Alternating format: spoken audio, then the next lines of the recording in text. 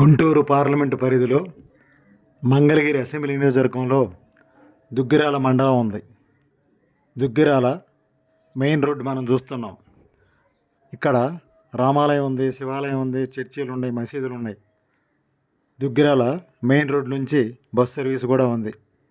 తెనాలి విజయవాడ వెళ్ళే ప్యాసింజర్ బస్సులన్నీ కూడా ఈ దుగ్గిరాల ఊళ్ళో నుంచి వెళ్తూ ఉంటాయి. పంచాయతీ ఉంది, దుగ్గిరాల మండల కేంద్రం కూడా ఇదే లైన్లో ఉంది. పోలీస్ స్టేషన్ ఉంది, హై స్కూల్ ఉంది. ఈ విధంగా మెయిన్ రోడ్లోనే అన్నీ కనిపిస్తూ ఉంటాయి. మనకి తెలుగుదేశం ఆఫీస్ ఉంది, బీజేపీ ఆఫీస్ ఉంది.